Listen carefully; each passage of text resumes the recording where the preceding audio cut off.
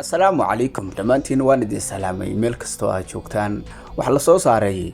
team of the year sanadkii la soo dhaafay kooxdii ugu shidnayd oo isku dar ahaan ka kooban 4 kooxood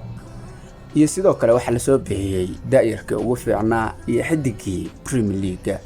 waan eegi doonaa kooxda sanadka hase ahaatee waxaan eegi doonaa labadii abaalmarin ee la soo bixiyay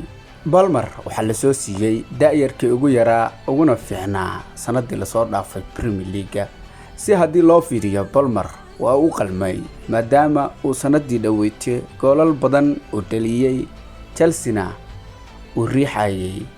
gool dhalintana oo u tartamayo Haaland oo ka qaadi gaaray sidaasna waxa xidigii ugu yaraa ee ugu fiicnaa ku qaatay Balmer laakiin dhibka jira wuxuu yahay asagoo xidigii ugu yaraa qaatay haddana kuma uusan jirin bacda sanadka Foden waxa la soo siiyay xidigii Premier League sanadka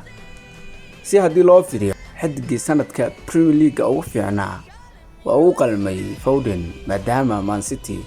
uu dadaal dheer iyo riixitaan iyo championka goolal badan uu ka dhaliyay sidoo kale Premier League oo uu goolal badan ka dhaliyay labadaba aan wada daawanay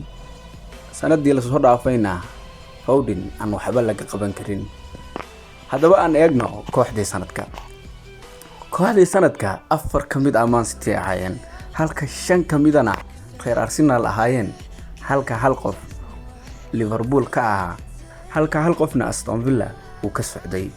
afartii Man City waxay kala ahaayeen Walker iyo sidoo kale Haaland Rodri iyo Foden afartaas waxay ka socotay